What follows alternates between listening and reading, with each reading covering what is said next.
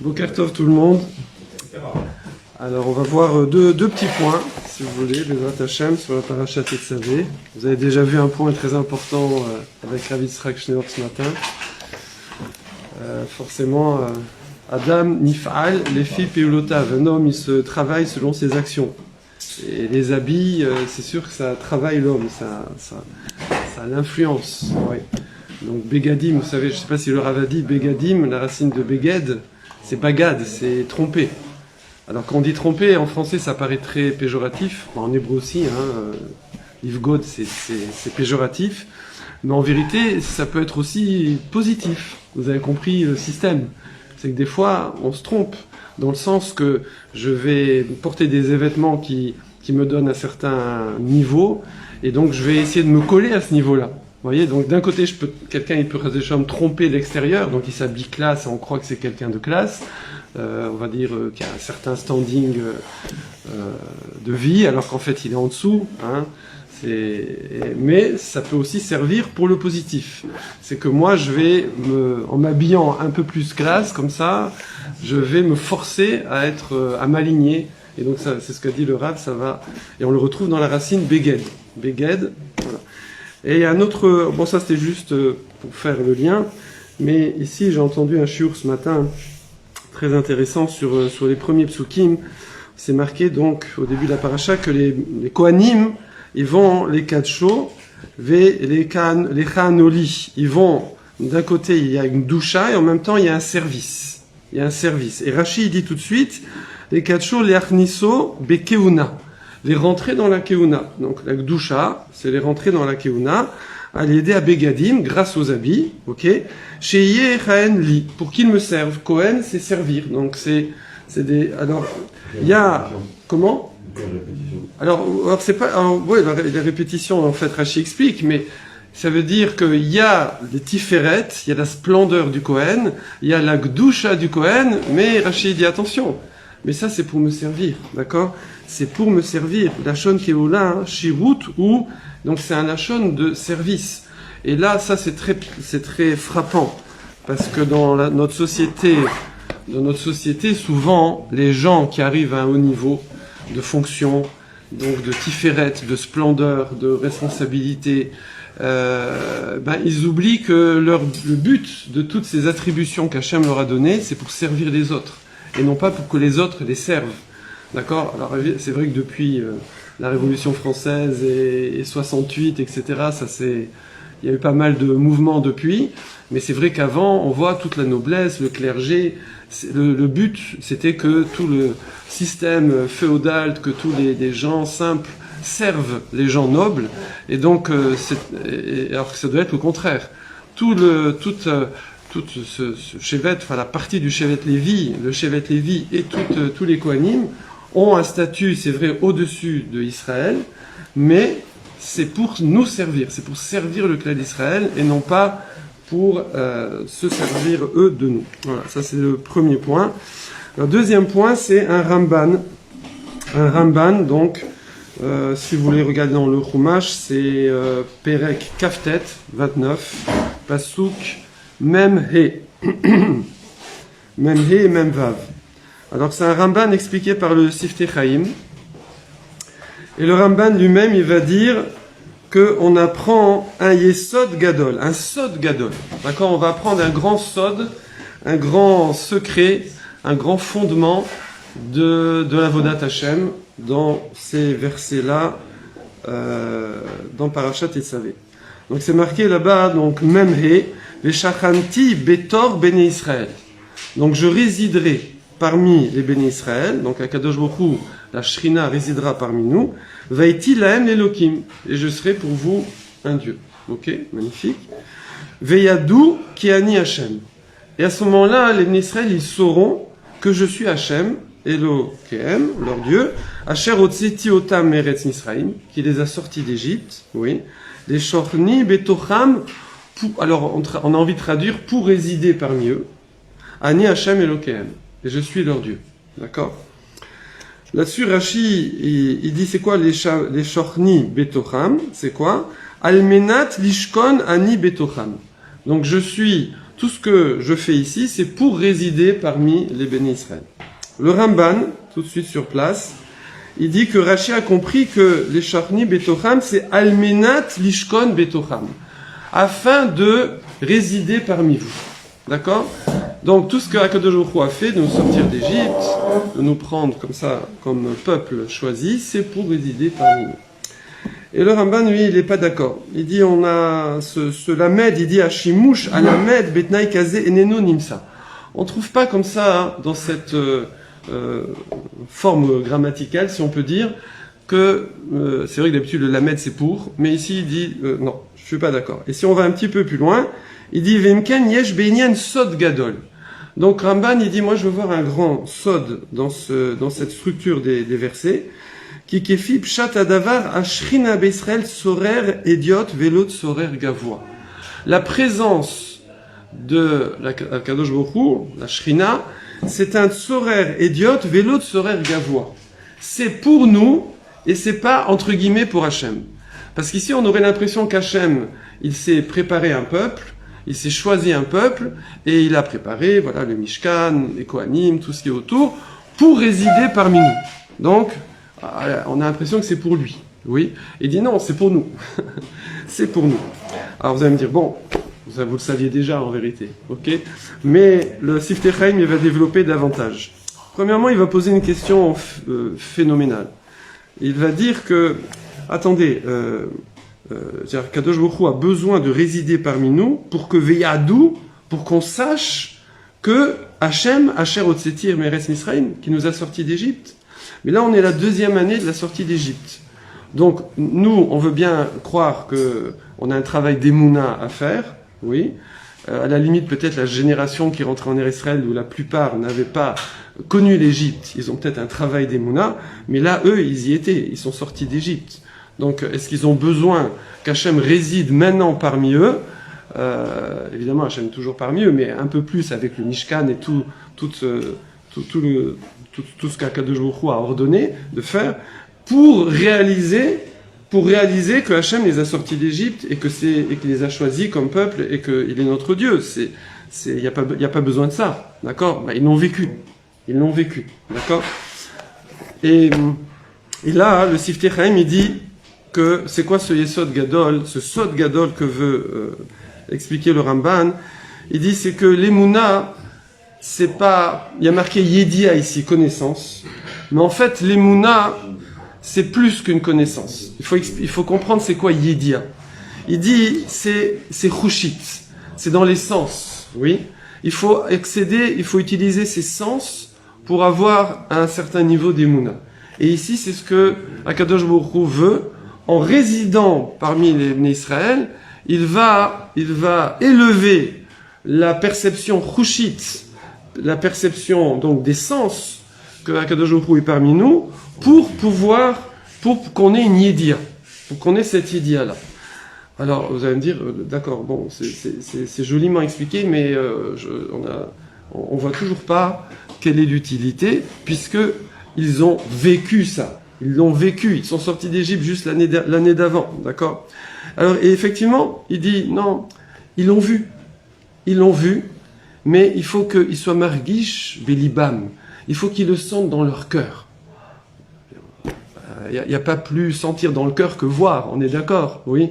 Quelqu'un, il dit, Chazé Shalom, il dit, il y a le feu là-bas, ouais, bon, d'accord. Il entend les crépitements, déjà c'est un peu plus. Maintenant quand il voit, c'est Chushit. Donc ils ont vu, ils ont vécu la sortie d'Égypte. Quel Chushit, quel sens il y a besoin de plus que ça.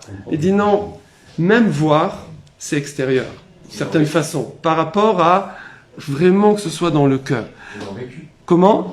Oui, ils l'ont vécu, ils ont vu, ils ont truc, ouais. Ouais. Il leur manque, on va dire, bon, c'est pas comme ça que le Siftei Chaim dit, mais on va dire, nous, notre façon de comprendre, c'est Hachem que ce soit juste. Il manque encore le décodeur.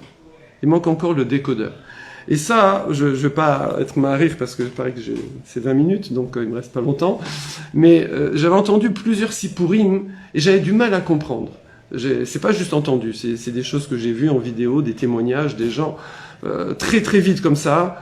J'ai vu une fois une vidéo d'un homme un ancien pilote de l'armée israélienne, son avion c'est devenu un gruyère, d'accord? C'est pas des petites balles comme ça, hein, c'est des balles qui tirent sur les avions, c'est des engins, c'est des carottes comme ça. Donc c'était un gruyère, et lui, il a perdu quelques doigts, mais il était au milieu du gruyère, d'accord? Je sais pas comment il a réussi à s'éjecter ou après, mais il était intact. Il était intact. Ça, normalement, c'est rouchit. Il l'a vécu, il l'a vu. D'accord? Et puis, il n'a pas fait de chouva. Vous allez me dire, si j'ai vu la vidéo, c'est qu'il a fait de chouva. Ouais, mais il l'a pas fait tout de suite. Et après, il y a eu des événements, je me souviens plus du détail, mais dans la vidéo, il explique qu'il est redescendu et il a continué à vivre normalement. Un autre cas comme ça, c'est au Canada, je crois, aux États-Unis, au nord des États-Unis.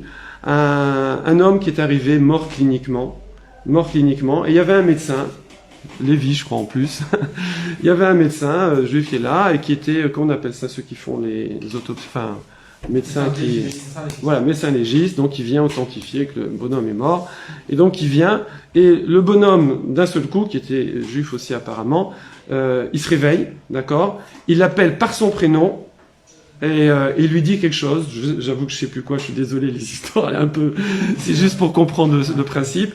Il appelle par son prénom, il lui dit un message de tchouvad, comme ça, et bingo, et c'est fini. Et le bonhomme, personne ne sait dans l'hôpital comment il s'appelle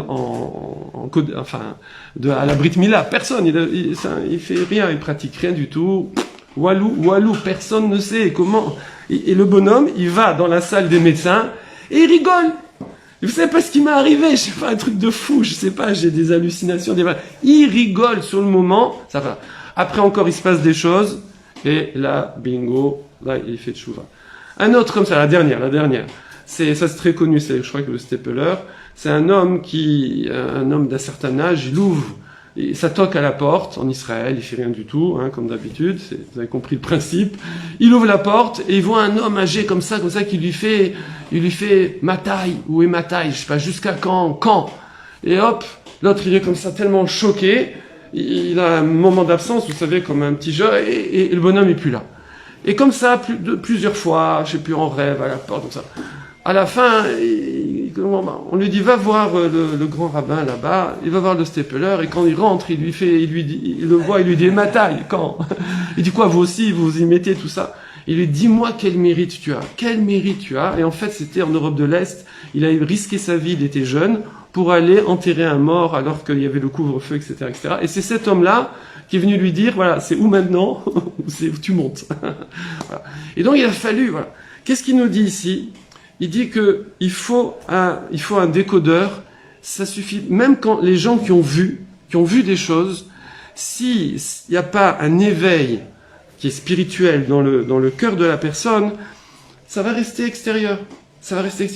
Et alors là, évidemment, on a pris des exemples très très forts, mais c'est nous aussi dans notre vie quotidienne.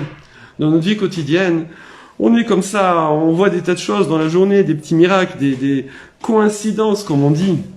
Si quelqu'un, il a le lève, il branche son décodeur, alors il va voir l'Yad Hashem, il va voir la main d'Hachem tout le temps. Mais il y a des gens, ils voient pas. Et alors, peut-être vous en connaissez. Bon, hélas, nous-mêmes, des fois, on est comme ça. Et quelqu'un à côté, il dit, mais attends, mais tu réalises pas là ce que tu vois? Tu réalises pas ce que tu as vécu? Tu me racontes ça comme ça, mais tu réalises pas. Et ici, c'est ce qui est marqué d'après le Ramban dans ses psukim. C'est que tant qu'Akadosh Baruch Hu, même cette génération qui est sortie d'Égypte, eh bien, il faut d'abord Veshachanti Betor Ben Israël. Il faut d'abord qu'Hachem y réside, qu'il réveille le cœur, et après vous allez pouvoir décoder tout ce que vous avez vous-même vécu pour que je sois votre Dieu et pour que je réside parmi vous. Et là, c'est le Sifter Chaim, je vais finir avec ça. Il nous explique c'est le sens de Chorma, Bina et Dat, puisqu'ici on parle de Yedia. Donc, comme vous savez, Chorma, c'est quoi? Mashe Adam Shomea Dvarim Me'achirim Velamad. Donc, c'est ce que j'ai entendu des autres et j'ai appris. Donc voilà, je vais à des shiurim, j'entends. D'accord? J'entends. Ça, c'est la Chorma. C'est Chorma. Ensuite, Mevin Mashe Shomea Merabotav Mibli Shemosif Alpi Alsmo. Donc, je comprends, je rajoute rien. Donc, déjà, c'est pas mal. D'accord? Il sort Parce que, vous savez, en pédagogie, à un moment, l'école où j'étais, on a fait une formation comme ça, elle nous a dit, voilà, maintenant on va être bochen, on va vérifier la qualité des shiurim. Comment vous vérifierez-vous la qualité des shiurim? Allez, lancez-vous. Faites-moi un petit truc rapide, hyper efficace. Comment connaître l'efficacité de l'enseignement dans une école? C'est quand on sort changer de secours. On sort changer de secours. On est capable de le répéter. Voilà, bravo. Alors il y avait un bochen, il y avait un inspecteur. Il était à la porte. Au moment où les enfants sortent, bingo, il en attrape un et dit « Qu'est-ce que t'as appris ?» Il le prend comme ça, gentiment, s'assoit. « Vas-y, ce que ça a appris, tout. Vas-y, répète. Répète, d'accord ?» Et on voit ce qui sort. Bon, c'est chaud, hein. Voilà. Ça, c'est la chorma. C'est la chorma. Ensuite, dvuna. Dvuna, c'est davar melibo metor dvarim shelamad. Maintenant, de son cœur, il va sortir des choses à partir de ce qu'il a appris. Daïnou, amakat ayediot mitor advarim. Il va commencer à creuser. Il va commencer à creuser. Et bina, c'est binyan, il va commencer à combiner. L'edmot, davar chez Shama, l'idvar chez lo Shama. Il va commencer à faire des parallèles entre ce que le Rav vient de dire et des choses qu'il n'a pas entendues aujourd'hui, d'autres connaissances, des réflexions, des choses. Il va commencer à combiner les choses, à faire des parallèles, à creuser, etc. Ça c'est bina. Chorma, bina, ou mevin, c'est magnifique. On pourrait dire que c'est bon, là, on est bon. On pourrait s'arrêter là. Et non, parce que là, dans le passouk, nous, on parle de Yedia. Et on a dit Yedia, là, c'est plus profond que ça. C'est quoi? Les ma'ala misés. Au-dessus de ça, imadregat adat. Adat, la Yedia. C'est quoi le da'at? Et moi, j'avais jamais vu une définition comme ça. C'est quoi le da'at? Allez-y, dites-moi un peu. C'est un amour avec Hachem. Comment? Un attachement à Hachem. Oh, vous savez tout déjà. C'est vivre ce qu'on a appris. Hein? Voilà. Alors, vivre ce qu'on a appris et s'attacher avec Hachem. Non, mais vous êtes trop fort. Vous êtes pressé de... Vrai. Mais, c'est incroyable. Moi, j'avais toujours entendu, c'est encore extrapolé, vous voyez? Extrapoler, alors ça, c'est peut-être dans le troll. Maintenant, c'est innover des choses nouvelles. D'accord? À partir de Chokma et Bina, voilà. Mais là, il dit, Kirva vechiba pnimit la davar. Ce que vous avez dit. Skirva, c'est se rapprocher, vechiba, c'est aimer. D'accord? Ça veut dire, on touche l'affectif maintenant. Pnimit, intérieur évidemment, la davar avec la chose. Parce que l'yedia, la shon chiba. Yedia, c'est amour, c'est aimer. D'ailleurs, comment on dit? On dit Adam Yada et Rava. D'accord? C'est le terme qu'on utilise pour le couple. Si Yedia, c'est faire corps avec la chose. Tu as dit, c'est vivre la chose. Kirva vechiba. Kirva, kirouv. Se rapprocher. Ce que tu as dit, vivre avec la chose, se rapprocher évidemment d'Akadosh Baruch Hu, sa Torah, c'est Akadosh Baruch Hu. Vechiba. Et alors, des fois, on se rapproche, dire, mais après, il faut aimer. D'accord? Et aimer, vechiba pnimit, intérieur. Et c'est ça ici que Akadosh Baruch Hu, c'est marqué, veyadou kiani Hashem. Il fallait que Akadosh Baruch Hu, et là, on comprend ce que j'ai souvent entendu, moi. Quand on dit, on comprend pas pourquoi lui, il fait tchouva, lui, il fait pas tchouva. D'accord? Pourquoi lui, il fait tchouva, lui, il fait pas tchouva? Ils vivent des choses, je comprends pas. Et souvent, j'ai entendu Rabbanim dire, c'est un cadeau. Vous avez déjà entendu cette formule? C'est un cadeau. Ne juge pas parce que c'est un cadeau. Par contre, prie pour que l'autre, il ait un cadeau. Prie, jeûne, fais tout ce que tu peux pour que l'autre, il ait le cadeau. Parce que c'est ça, c'est Hachem. Il vient, il réside dans la personne, et d'un seul coup, il décode, tout se décode. D'un seul coup, il y a cette yidia, on n'est plus juste à Chorma, j'entends des trucs, je vois Bina, bon, je réfléchis là-dessus, mais à un moment, il va, comme vous dites, il va vivre la chose, il va l'intérioriser, il va se rapprocher d'Akadosh Baruch Hu et il va aimer la chose. C'est pour ça qu'on voit souvent les gens, ils font des fois, enfin très souvent, je vois quelqu'un, il est dans un milieu, il y a une communauté, il y a ça, il fréquente un peu et tout, et il se passe rien. Et il faut qu'il y ait un événement très émotionnel. D'accord? Des fois c'est dans des choses désagréables, mais des fois c'est des choses agréables. Des choses agréables, des fois c'est justement une simra par exemple, à un mariage. Il y a des gens, ils ont fait tchouva au mariage du frère ou de la sœur qui a fait tchouva. Et là, ils voient cette joie, ils voient, ça leur touche le cœur. Ou les gens, ils vont à Oman, je fais pas de la pub, mais je suis jamais allé. Mais j'ai vu tellement de jeunes revenir, hein. Jonathan, tu es allé. Et quand ils voient ça, waouh, ils voient ça, et paf! Et c'est vrai que tout le Mishkan, et tout le Beth Amikdash, et toute la splendeur du Beth Amikdash, pourquoi on a besoin de ça, de nous? Nous, on est dans le Pnimi, on est dans le Rouhani. Pourquoi d'un seul coup, il faut que les Kohanim, ils soient classe, ils soient beaux? Le Kohen Gadol, il fallait qu'il soit beau. Il peut pas, il y a un psoul et tout. Alors on dit c'est pour pas déconcentrer les gens, mais il y a d'autres raisons à ça. Dès qu'il y a quelque chose, le Kohen, il peut plus servir. Kohen ici. Voilà. Donc pourquoi il y a besoin de cette splendeur? Ah, vous êtes Kohen? Il y a beaucoup. L'assemblée de Kohanim aujourd'hui, c'est bon. Voilà. Donc il y a cette, et ça, nous, il faut, j'allais dire jouer là-dessus. Il faut utiliser ça pour nous-mêmes. Donc pour éveiller, pour augmenter notre niveau d'émouna. Et effectivement, les personnes qu'on veut aussi aider, c'est pour ça qu'on fait des belles, des smachot comme ça, des choses grandes. Quand les gens ils sont allés, par exemple à New York, il y a eu, les jeunes sont allés avec Olami, aussi Oumachas et tout. Des jeunes ils sont arrivés comme ça, ils voient comme ça un stade rempli et tout, si Oumachas, ils voient les trucs, ça. Ils reviennent, ils sont impressionnés. Qu'est-ce qui s'est passé? Ça a touché le lèvre, ça a touché le cœur. Comment? Est-ce que tout le stade a fait le... Alors non, il y a le principe, voilà, il y a le principe comme on fait un sioum ici, où tu finis l'étude, voilà.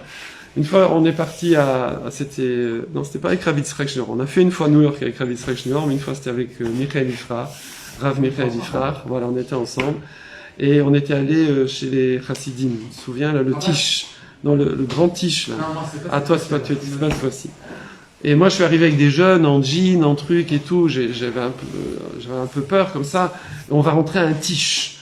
Un Tish avec, je sais pas, 1000 personnes avec les stades et tout, comme ça. Enfin, comme un stade, quoi. Les gradins et le rébeu en face et tout. Je me suis dit, qu'est-ce qui va se passer? D'abord, on va se faire jeter. Qu'est-ce qui va se passer?